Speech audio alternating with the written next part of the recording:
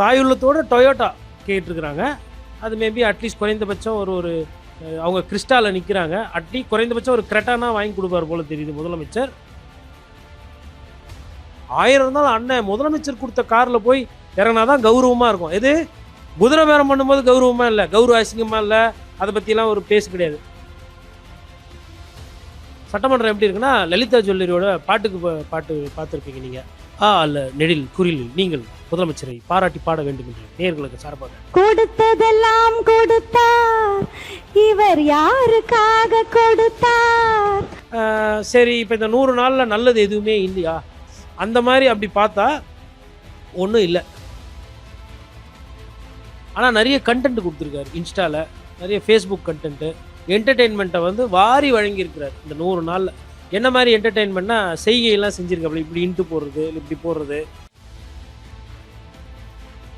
ஒரு காலத்தில் அஜித் அவர்கள் பேரில் ஒரு இளைஞன் கொல்லப்பட்டப்போ பயங்கரமாக குரல் கொடுத்தான். ஆனால் தனுஷுன்னு ஒரு இளைஞன் பாதிக்கப்பட்டால் நம்ம குரல் கொடுக்க மாட்டோம். பாலா சாஹிப் அம்பேத்கர், ஜெய் பீம் அப்படி இப்படிலாம் குரல்கள் வந்திருக்கும். புலிகள், அந்த சிறுத்தைகள்லாம் என்ன பண்ணுவா, மியாவ் அப்படின்னு.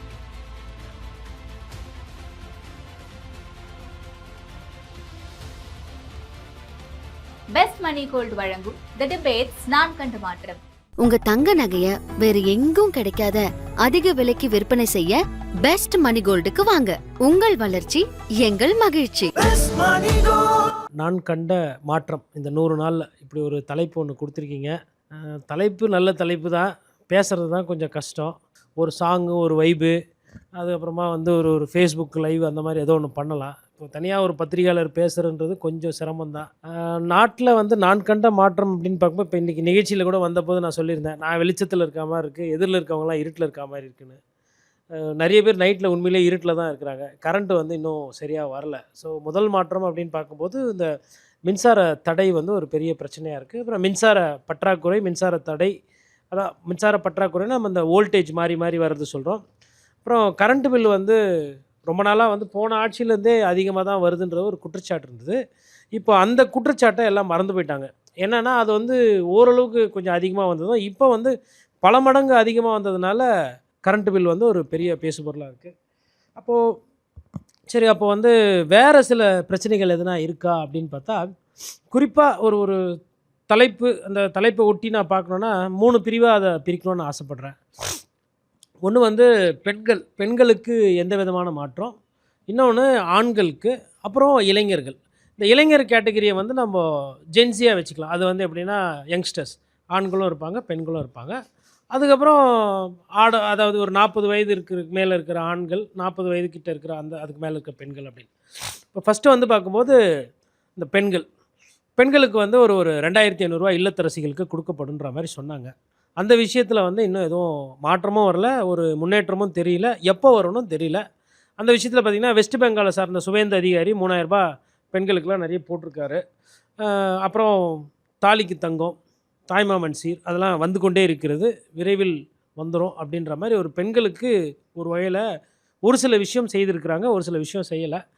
அதில் ரொம்ப குறிப்பாக இன்னும் பார்க்கணுன்னா, பெண்களோட பாதுகாப்பு அப்படின்றதுல வந்து ஒரு 100 நாளில் ஒரு பேரளவில் தான் அந்த சிங்கப்பெண் படை இருக்கிற மாதிரி நான் பார்க்குறேன். காரணம் என்னென்னா, உங்களுக்கு கிருஷ்ணகிரி, ஈரோடு நிறைய இடத்துல வந்து அந்த பாலியல் சீண்டல், பெண்களுக்கு எதிரான அந்த ஒரு பிரச்சனைகள் வந்து இருக்குது. அதில் வந்து ஒரு அரசு வந்து சொன்னதளவுக்கு செய்யலையோ அப்படின்ற அந்த ஒரு ஐயம் இருக்குது.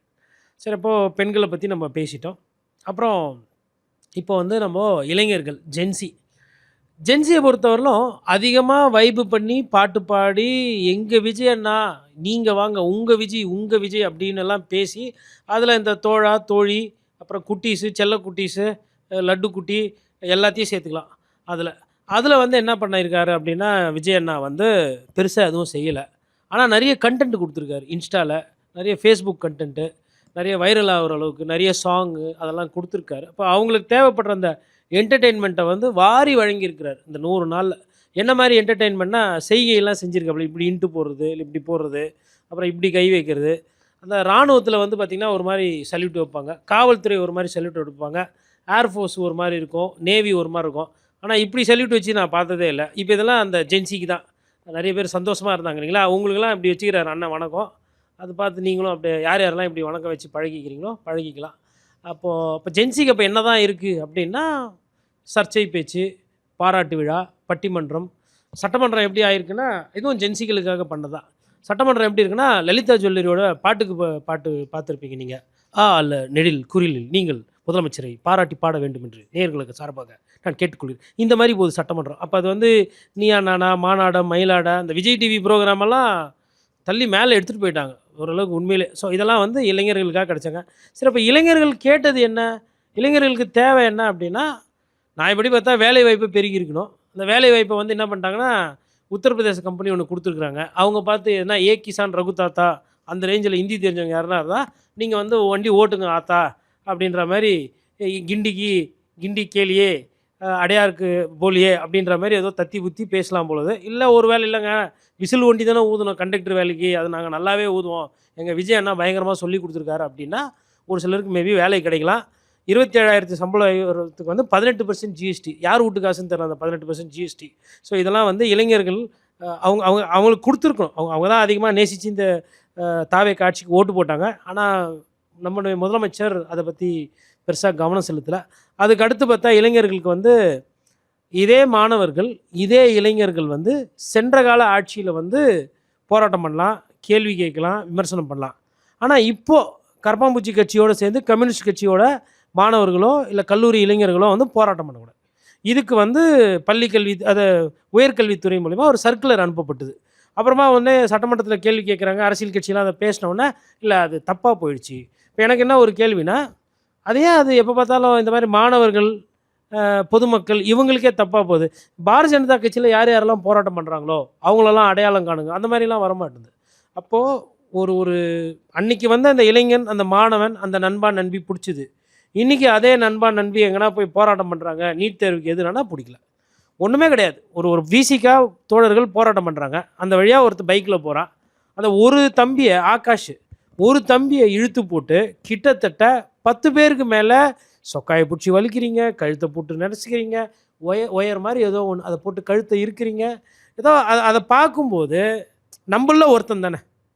உங்கள் விஜய் அண்ணாக்கு இருக்கிற தமிழ்நாட்டில் ஒரு இளைஞன், ஒரு 26 வயசு, நல்ல தம்பி, ஆட்ட சட்டமாக இருக்கான். ஆனால் அவனை நடத்துகிற விதம் பார்த்தா யாராக இருந்தாலும் அவங்க அப்பா அம்மா விட்டுருங்க, யாராக இருந்தாலும் வயிறிஞ்சு போயிடுவாங்க. படத்துலலாம் பார்க்கும்போது வந்து பார்த்திங்கன்னா நம்ம வந்து திரைத்துறைக்கு ரொம்ப ஆதரவானவங்க. ஒரு காலத்தில் அஜித் அவர்கள் பேரில் ஒரு இளைஞன் கொல்லப்பட்டப்போ பயங்கரமாக குரல் கொடுத்தோம். ஆனால் தனுஷுன்னு ஒரு இளைஞன் பாதிக்கப்பட்டால் நம்ம குரல் கொடுக்க மாட்டோம். அப்புறம் அமுதன். இந்த இடத்துலலாம் வந்து இதே வேறு எதனா ஆட்சியாக இருந்தால் பட்டியலின மக்களுக்கு பார்த்தீங்களா, ஒடுக்கப்பட்ட சமுதாயம் என்ன பண்ணுறாங்க, பாலா சாஹிப் அம்பேத்கர், ஜெய் பீம் அப்படி இப்படின்லாம் குரல்கள் வந்திருக்கோம். ஏதோ இந்த பீரியடில் வந்து அந்த பாயும் புலிக்கு பதிலாக அந்த புலிகள், அந்த சிறுத்தைகள்லாம் என்ன பண்ணால் மியாவ் அப்படின்னு சத்தமே இல்லாத மாதிரி குரல்கள் வந்து கொண்டிருக்கிறது. அந்த பழைய வீரியம் எங்கன்னு தெரியல. இந்த 100 நாளில் நான் பார்த்த மாற்றத்தில் அது ரொம்ப முக்கியம். அப்புறம் ஐயுஎம்எல், ஐயோ அப்பா அம்மா அப்படின்ற அளவுக்கு மக்கள் கத்துனாலும் ஐயுஎம்எல் அமைதியாக இருங்கப்பா, அதுதான் நாட்டுக்கு நல்லது அப்படின்ற மாதிரி அவங்க ஒரு அரசியல். நேற்று, இன்று, நாளை அதோடு முடிஞ்சு போச்சு. நாளானிக்கு இனிமேல் எப்பொழுதுமே தாவேகாவுடன், அது மாதிரி அவங்க ஒரு நிலைப்பாடு. அப்புறம் இந்த 100 நாளில் ஐயா வைகோ அவர்கள், அவரை மறந்து போக முடியாது. அவர் வந்து அவரே புத்தக விழாக்கு கூப்பிடுவார், அப்புறம் அவரே புத்தக விழாவுக்கு வர வேணாம் அப்படின்றவார். அப்புறம் அவரே எம்எல்ஏ ராஜினாமா பண்ணதாக சொல்லுவார், அப்புறம் அவரே வேணான்றவார். அதுக்கப்புறம் இப்போ அவரே என்னெல்லாம் சொல்லி அவரே என்னெல்லாம் வேணாம் சொல்ல போகிறாரு தெரியல. ஆனால் ஒரு விஷயம் ரொம்ப, இந்த தேர்தல் முடிவுக்கு பின்னாடி இந்த கொள்கை, கூட்டணி, வெங்காயம், வெள்ளைப்பூண்டுலாம் கிடையாது. சுயநலத்துக்கு அவங்கவுங்க தேவைக்கு எது வேணுமோ அது பண்ணிக்கலாம். இதில் இது இப்போ கடைசியாக இப்போ பார்த்திங்கன்னா ஒரு திடீர்னு ஒரு நல்ல மாற்றம் அப்படின்னா என்னென்னா, எல்லா எம்எல்ஏக்கும் ஒரு உதவி செஞ்சுருக்கார் பாருங்கள் முதலமைச்சர் தாயுள்ளத்தோட. ஏன்னா எல்லாம் பூரா ஏழைப்பாடிகள். அப்போ அந்த காலத்தில் வந்து கஷ்டப்பட்டு டவுன் பஸ்ஸில் போய் கஷ்டப்பட்டு தேர்வெல்லாம் எழுதி எக்ஸாம்லாம் பாஸ் பண்ணி ஃபிட்னஸ் டெஸ்ட்லாம் பண்ணி தான் இவங்கெல்லாம் எம்எல்ஏ ஆயிருக்காங்க. அப்போ அப்படி வந்த கஷ்டப்பட்டு ஐயா நல்லக்கண்ணு வழியில் வந்த எம்எல்ஏக்களுக்கு ஒரு கார் கூட இல்லைன்னா எப்படி கஷ்டப்படுவாங்க இல்லைங்களா?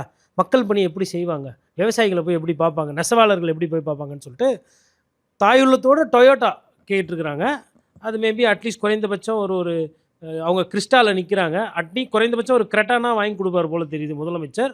அதனால் ஏதோ ஒன்று ரொம்ப சந்தோஷமாக இருக்குது, பெருமையாக இருக்குது நீங்கள் பண்ணுறதெல்லாம் பார்க்கும்போது. 5.5 கோடியில் வந்து முதலமைச்சரோட அலுவலகம். நானும் நிறைய பில்டர்கிட்ட கேட்டு பார்த்தேன்.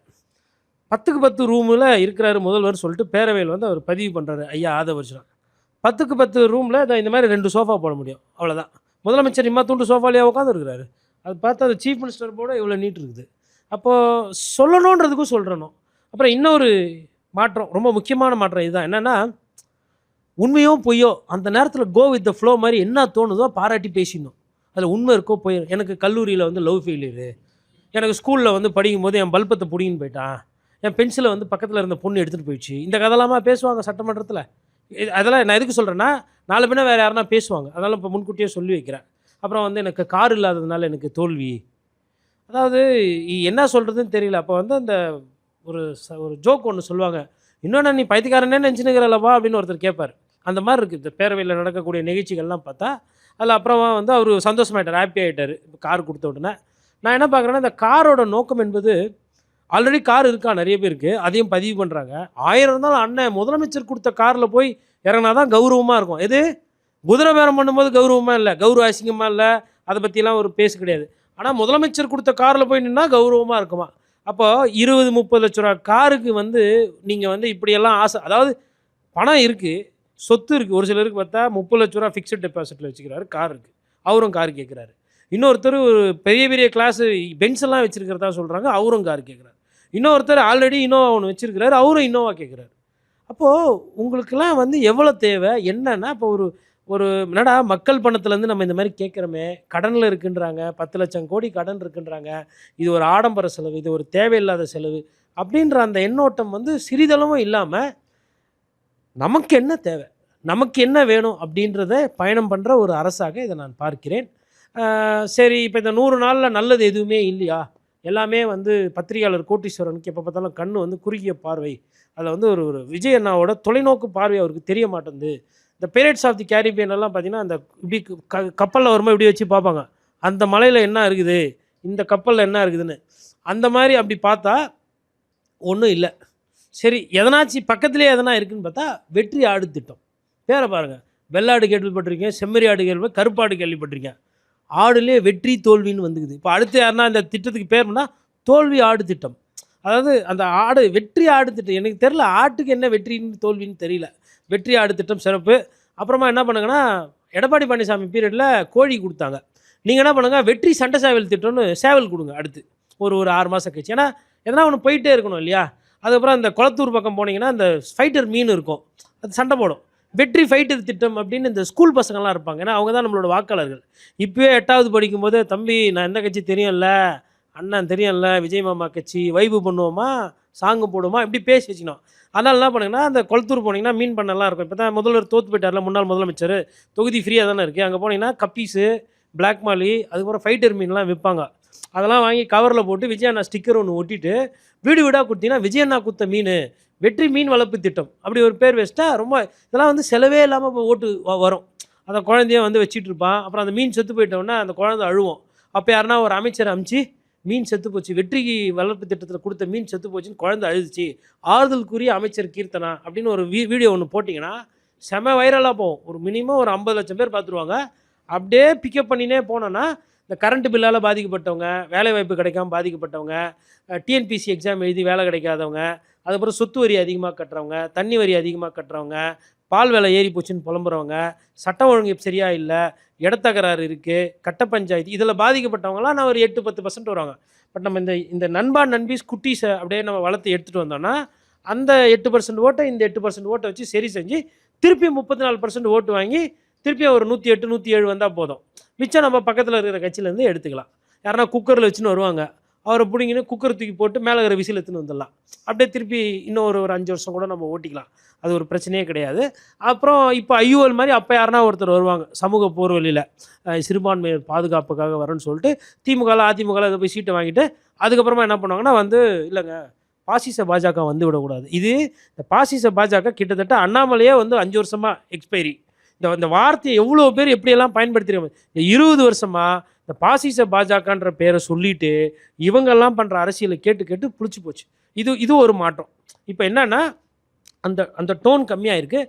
அப்புறம் இந்த 100 நாளில் நமக்கு புதுசாக ஒரு சில நண்பர்கள்லாம் கிடச்சிருக்கிறாங்க. யார் அந்த நண்பர்கள்? தமிழ்நாட்டோட அன்பர்கள் யார் அப்படின்னா, ஐயா பிரவீன் சக்கரவர்த்தி, அவர் ஒரு நண்பர்.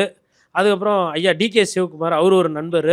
அதுக்கப்புறமா வந்து இது மாதிரி, அதாவது இவங்களோட நோக்கம் என்ன அப்படின்னா, மாணிக்கம் தாக்கூர், அவரை மறந்துட்டோம் பாருங்கள், பேரெல்லாம் பாருங்கள், பிரவீன் சக்கரவர்த்தி, மாணிக்கம் தாக்கூர், டிகே சிவகுமார், தமிழ்நாட்டுக்கும் இப்போ ராமசாமி, கன்சாமி, முன்சாமிக்கு, ஆல்பர்ட், அந்தோனி அண்ணனுக்கு, இக்பாலுக்கு சம்மந்தமே இல்லாத மாதிரி இருக்கும்.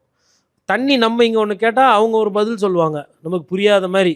60 வருஷமாக இருந்த பிரச்சனை அல்ல.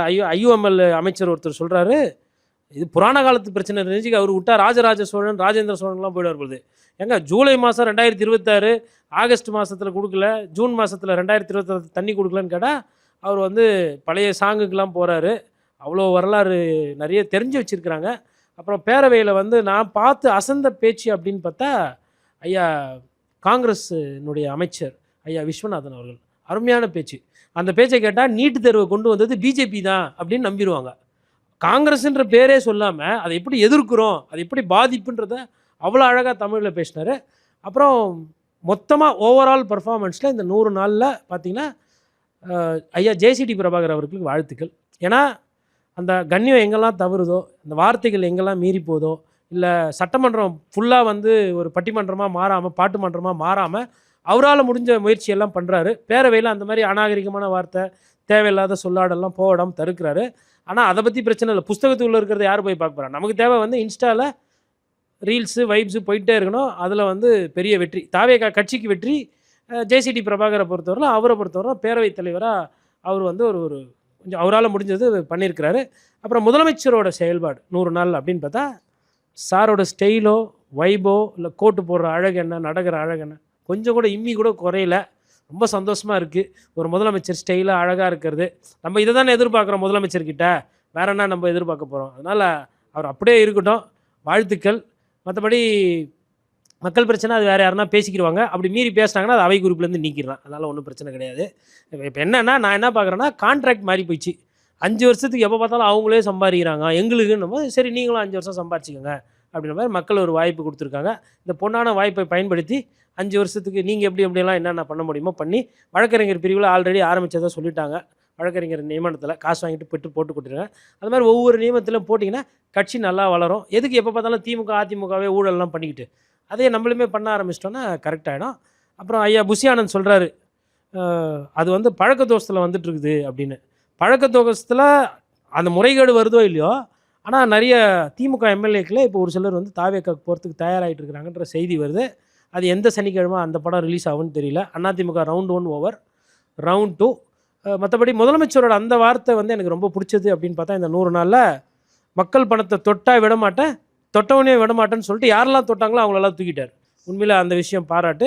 அப்புறம் டேபிள் மேலே அந்த ஃபைல் ஒன்று இருக்குது, அந்த ஃபைலை தூசி தட்டி நான் தூக்கிடுவேன்றாரு. அது வந்து உடனேலாம் தூக்காதீங்க. இந்த அலாவுதீன் கில்ஜி படத்துலலாம் பார்த்தீங்கன்னா ஒரு கோப்பை ஒன்று வச்சுருப்பாங்க.